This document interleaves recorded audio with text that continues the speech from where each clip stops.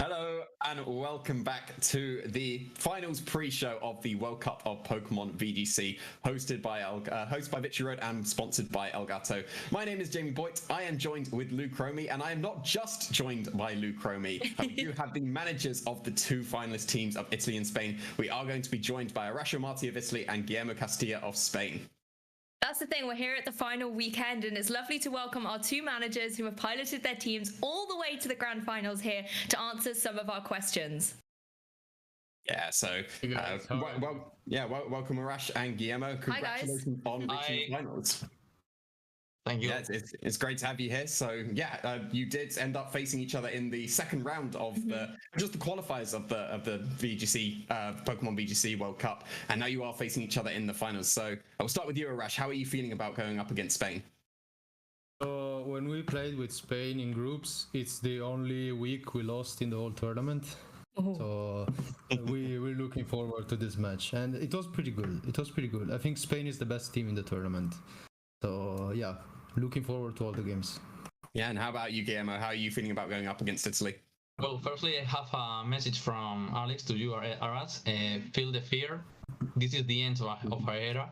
So I strongly believe that Italy, probably by names, is the best team in the World Cup. It's something I said before the World Cup started, because I think that all the Italian national team has incredible players, incredible names. I strongly believe in our team, because I think that our advantage is the teamwork and the effort we have done during all the tournaments. But if you ask me before the World Cup started, what team I think will win the World Cup, I would say Italy. So it's a pleasure to face them, and we will try to get the result we had during the group stage.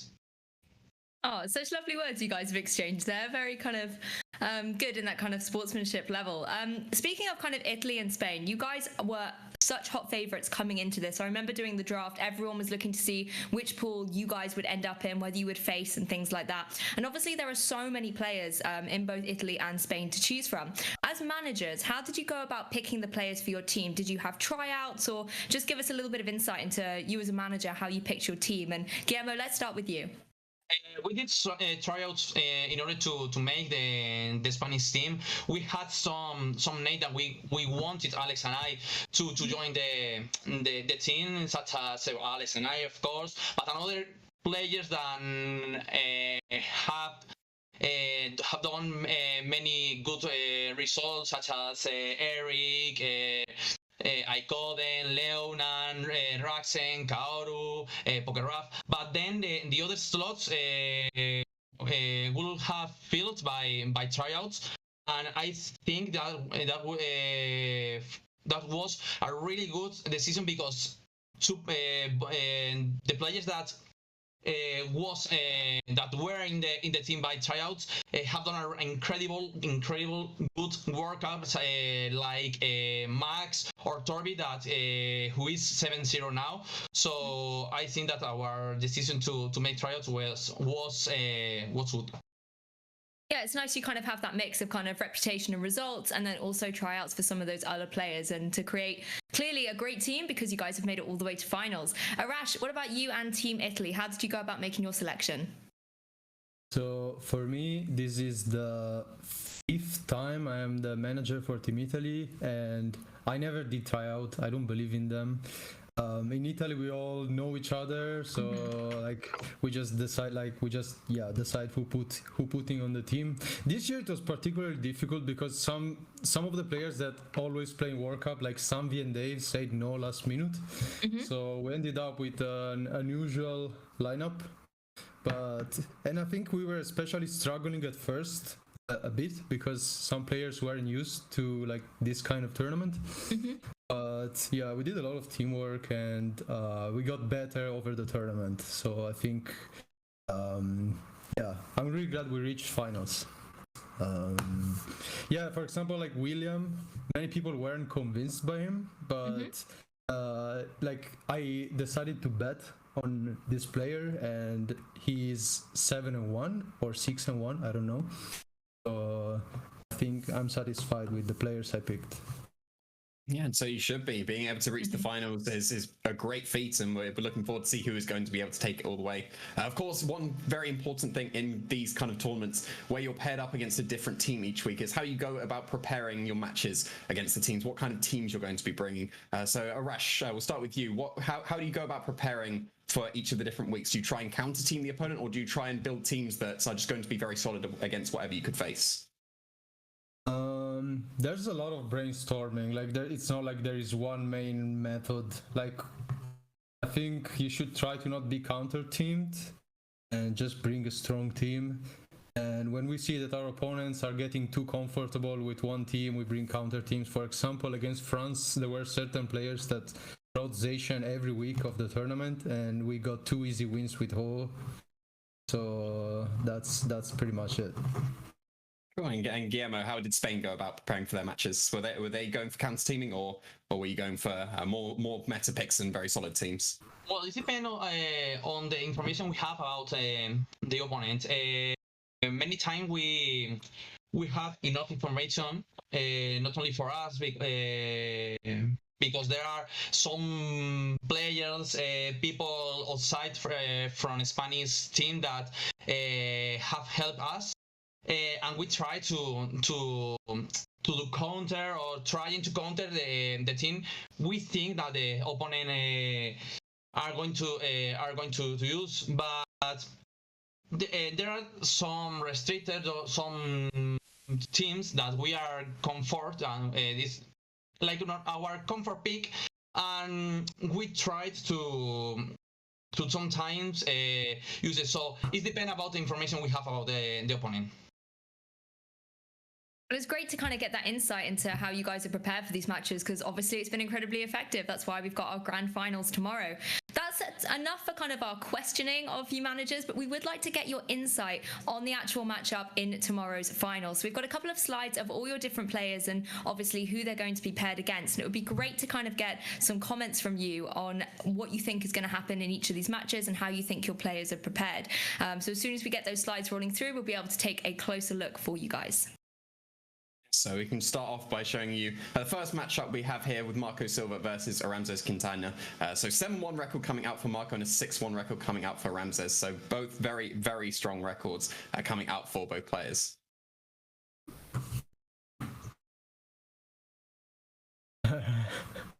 Yeah, so we've got some very, very good records coming out from both. So we'll start with Arash. How do you feel that Marco has done throughout the season so far? Marco is a monster.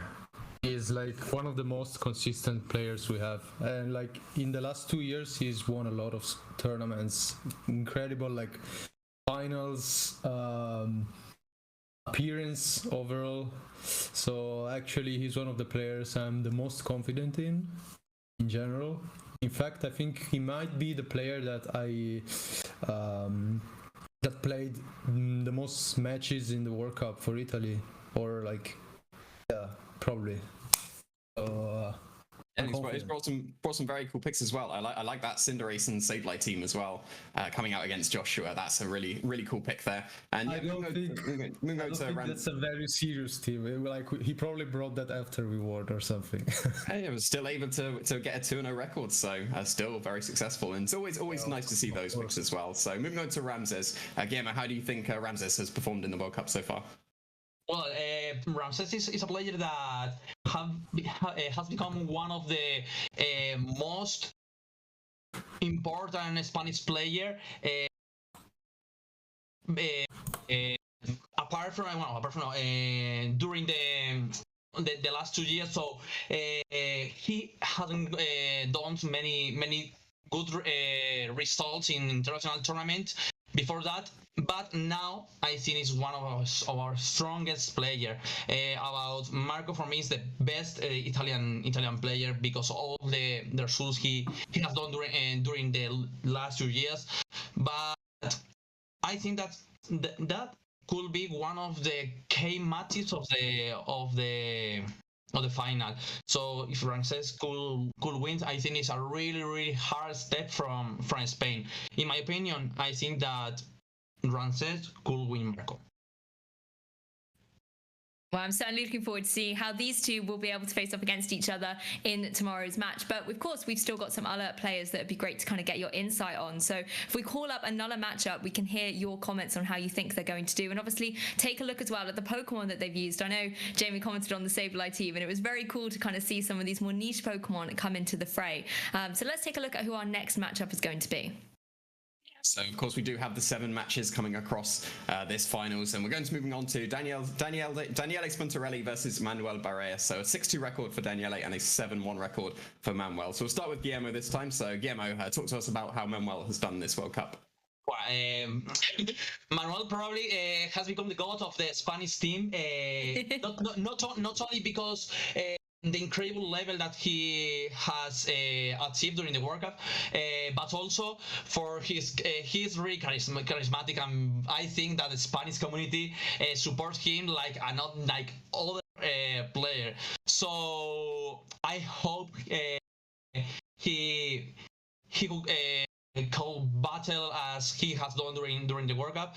And I'm really happy about him because it's his first participation in the Spanish national team, and he has showed to all the people that he's probably one of the best European players nowadays. Yeah, Manuel does have the opportunity. If he manages to win against Daniele, he could end up being the MVP of the tournament. Could slightly pick out Yu Zhang of China for that accolade there. And I hope that Manuel could reach the MVP. I hope that. Yeah, we'll have to see if that is going to be the case. But of course, going up against Daniele, so Rash, talk to us about how Daniele has done so far in this World Cup. Daniele is a player from Rome and a new player as well. I think he started in 2019 or something. And personally, he was like the player in the team, or at least that was considered for the team, that I knew the least, because we never spoke before the tournament, but many of my friends vouched for him. So in the end, I decided to put him on the team, and it was a really good idea because he won almost always. Like, he has a 6-2 record, but actually I think at least one of those 2 losses was after we already won the week, so it doesn't really count.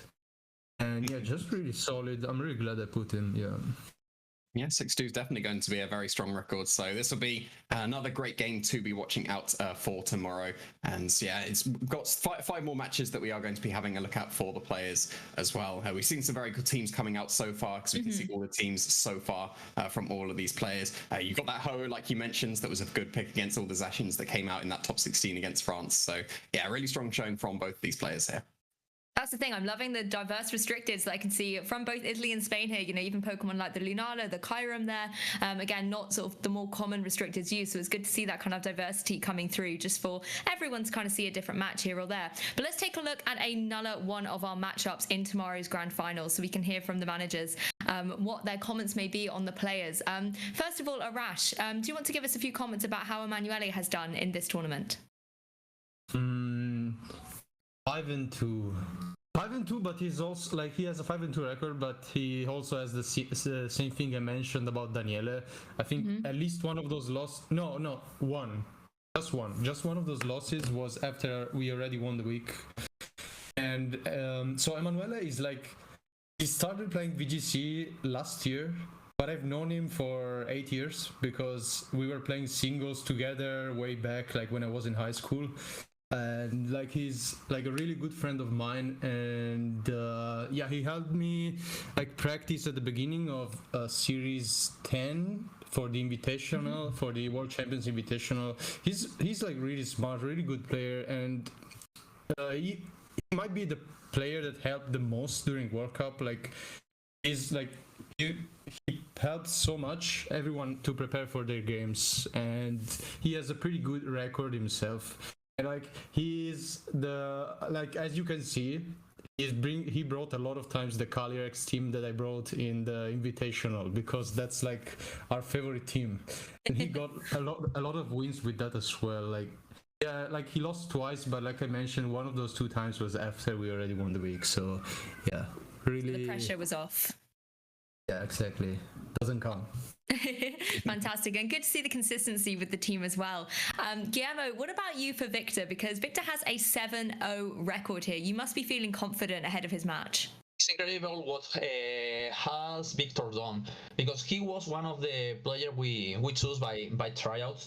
He has done during the last year an amazing season, winning two Victory Road tournament, about Victory Circuits and something else. But I think that no one could believe that he could reach the final with a 7-0.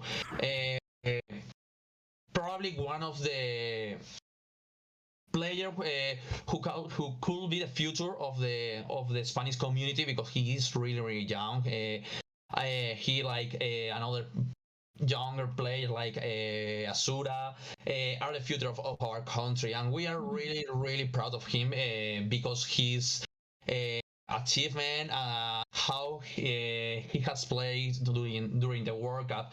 So I don't know what can he done, what if he can win or he can't win. I'm really confident about him, but I strongly believe that it's something to be proud, the amazing World Cup that he has done. Yeah, it's definitely been very impressive, and another contender for that accolade of MVP. So we'll have to see if Manuel or Victor is able to snatch that away from Yu Zhang of China. So that is going to be our third match for the matchup of this World Cup final. We can move on to the fourth one here, going to be between William Basilino and Antonio Sanchez. So yeah, Guillermo, tell us about Antonio. Oh, about Antonio, it's something incredible how good he has done the World Cup without using the use of Colossal. It's something amazing, because Antonio was probably one of the most the best Colossal players in all the world. It was his comfort pick, but it's another player that before the COVID. He wasn't in the like one of the top player in Spain, and nowadays he is one of our strongest players, and probably when the next manager of the World Cup, because not only his we can talk about his skill like player, but also the good he is obtaining information, the good he is preparing teams for us. Probably he is the most important player of the World Cup, because if he's the player that encourages us to test, to build something new, to it's a key for a Spanish team. So about the tournament, of course, another 6-2. I think it's an incredible result. So the only thing I can say about him is thank you for being a player for this team. Yes, and we saw that Colossal did actually end up winning one match, and when I saw that, I was surprised it wasn't Antonio that brought that Colossal to the match. Maybe if you'd already won the week, but ending up going with the other picks for this one, but still a very strong record with the 6-2. And then moving on to William. So Arash, tell us about William. So I already talked before about William, so now I'll talk about this matchup and why it's my favorite from this week. So Can you bottle in 15 minutes, us? Yeah. It's gonna. I'll make it quick. So William has a 6-1 record, and his only loss was to Antonio in groups. And during that match, there was also some drama because there was a disconnection and there was an argument. So there is beef between these two players, and now it's crazy that they got matched up again in finals.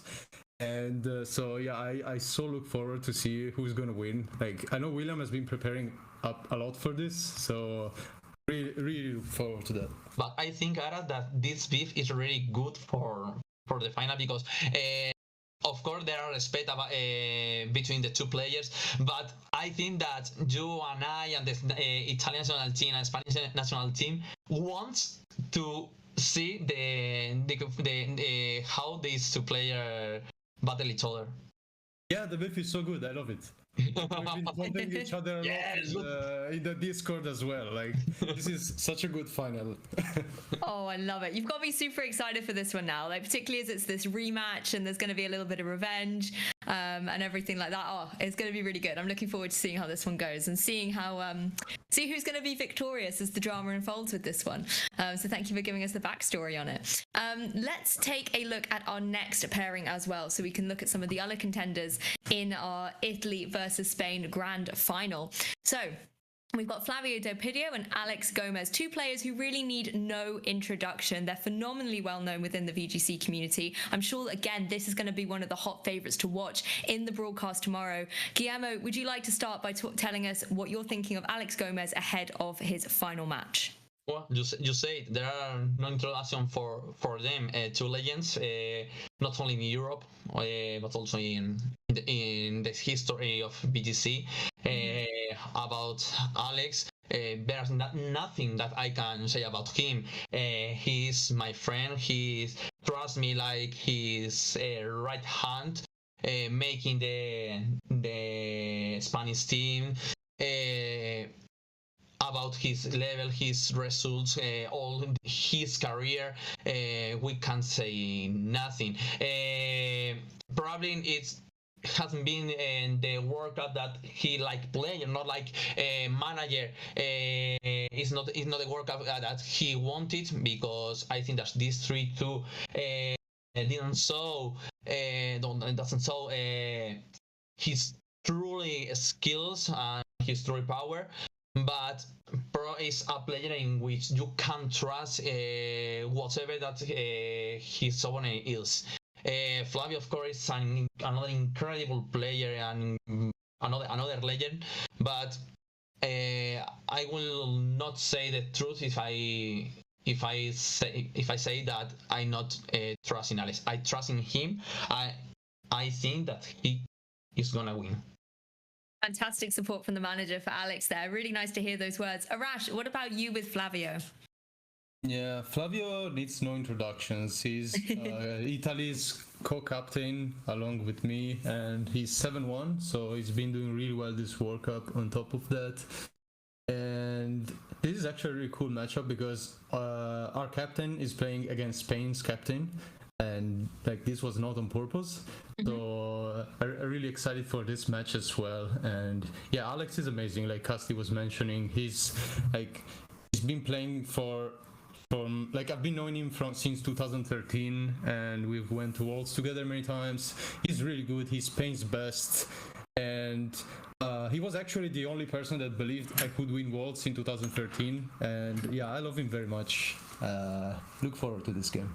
Yeah, it's really good to hear. All the support, even for the opponent's players as well, coming out here. So yeah, really hype matchup between Flavio and Alex. But moving on to the next matchup, which I'm sure is going to be as hype as well. We've got Leonardo Bononomi versus Eric Rios. So yeah, two other very strong players coming out for both Italy and Eric. Both still undefeated as well with that 5-0 and 4-0 record. So Arash, talk to us about Leonardo. Leonardo is like one of Italy's most known and strong players, and I think he especially got like really amazing during COVID. He made was that? No, okay. So he made, I believe, finals of 2 Players Cups. Yes, Players Cup 3 and 4. Yeah, like he's crazy consistent, and he's 5-0 in World Cup as well. I don't know, like he was good before, but I feel like during the last 2 years he's became crazy good. And yeah, that's it. Like Eric is also an amazing player. He's one of the best in Europe as well. So this is also an amazing match, I think. Yeah, it definitely will be. So yeah, Guillermo, talk to us about Eric. I like how not only Spanish and Italian team have really good play, but also how most of them are legends. And Eric is one of the legends of European VGC. It's something incredible how Eric, you think that Eric is outside from VGC. He doesn't want to play many tournaments because he's worried, and then he comes from to a World Cup and make a 4-0, 8 games winning and only 1 lost. He's a legend. He's a legend. Probably the player that can play a little and being again at his best level. So he, as you can see during many weeks, he can't play because he has too many things and his private life, the streaming, because it's something that is important for him, the streams. But he comes back against China with an amazing 2-0, and well, the second match was something incredible. I think that the Chinese player didn't make any damage to Eric. And then again against Bonanomi, that is another incredible European player in all history. It's a match I like to see. I like a lot to see Eric again playing at his best level. Yeah, again, 2 very well-known Pokemon players, and we've seen them compete for years. We've seen them on other stream broadcasts as well. They're very well known by the community, and again, it's certainly a match that I'm really looking forward to. Particularly as these players haven't played as much in this tournament. You can see they've only kind of played 5 or 4 matches respectively. So I think it's going to be good to see how they've kind of maybe kind of rested up a little bit, then coming into grand finals, being able to showcase everything they've got. So I'm really looking forward to this one. But I think it's time for our last slide, if my math serves me correct. Let's take a look at the next matchup here, which is going to be between Davide and Guillermo. So handsome, the Spanish player. I like him. Yeah. Guillermo, talk to us about Guillermo. Yeah, have you got any comments about yourself? Okay, let's start. Well, I can say nothing about him. The best Spanish, European, and world player for whole history. Thank you, Wolfie. Now, for me, being part of the national team, not only but player, but also like a manager, was something that I'm really happy. I can say that my workout has been amazing because I feel very comfortable with all the team I use. I tried to use many different teams, try to avoid the counter team, and trying to learn how to play different restricted. And this World Cup has shown me to me that I can beat anyone that want to face me. Yeah, I like the flexibility you've got in your team building and those cheeky little dittos in there as well. Arash, just going to hand over to you. And not only would I, of course, like to hear your thoughts on Davide, but as we've just heard Guillermo talk so wonderfully about himself, I wonder if there's any comments, Arash, you might have on Guillermo as a competitor for Davide in this match. All right, I'll start with Guillermo. So, like, he is a player I respect a lot because, like, I got into VGC in 2012, and that was the first World Championship I saw live, and he was in top 8. So, like, that's like one of the players that I really used to. We are too old. Yeah, we're kind of old, but it's okay. It's okay that way. So yeah, and actually I think Guillermo didn't play the game for many years, so I'm also happy that he got again into VGC in the last few years and that he's being able to get good results, because not everyone is able to do that. I think a lot of players that retire and then come back are kind of struggling, so that's nice to see.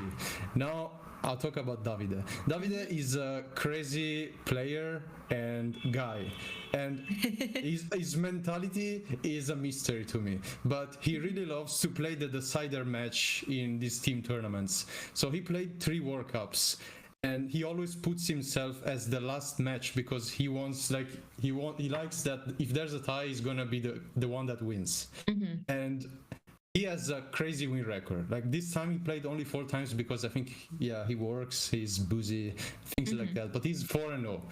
And so I'm gonna say this, and don't take it personally, but this week he's playing the last match. Okay. If you guys want to win, you don't have to let him play. Aras. So we both did the same, tried to be in the last. So I think that this was the match that both wants to be the last. Yeah. So it really could come down to these players deciding who will be the World Cup champions. Yeah. Yeah. Wow, that's a lot of pressure. Yeah, it is indeed. So we'll have to see if that is going to be the case. That is going to be it for the 7 matches that we are going to be going through today. So we just move on to the final part of this interview here. Moving on to see how the teams have done so far in this tournament. You can see there Italy with their 7-1-1 record with the 1 draw and 1 loss, but Spain still currently undefeated with that 9-0 record. And you can see the countries that they were able to face and mostly defeat in going through this World Cup so far. Yeah, and honestly, I'm staggered looking at these records from both of your teams. They're phenomenal and such a testament to you guys as the managers as well. You know, Italy's only dropped 17 games, has won 52. Spain has won 54 and only dropped 15 games. That is an incredible record coming all the way into the final. So very impressive run, both of you and your teams. Yeah, really impressive coming up for both of you. So, yeah, do you have any final comments before we move on from this interview? So, Arash, do you have anything, any final remarks you want to say? If Spain wants to win, they don't have to let Dinamo play, Davide. Well, we have to see if that's going to be the case. And Guillermo, do you have any parting remarks? If Italy wants to win, don't be 3-3 in the last game. Viva España. So the advice for both teams is don't be 3-3. So we'll have to see if that is going to be the case going down into the finals. We'll have to see what is going to be happening for tomorrow. But so that's going to conclude our interview with you two managers. Thank you very much for joining us and going through all of these matches. And we're going to be very excited to see what is going to be occurring tomorrow when we are going to be going through the final matches. So that's going to be it for us with the managers interview. We'll go to a short break right now and be right back for some matches. We are still going to be having some matches and it's going to be between the casters. So definitely stay tuned for that.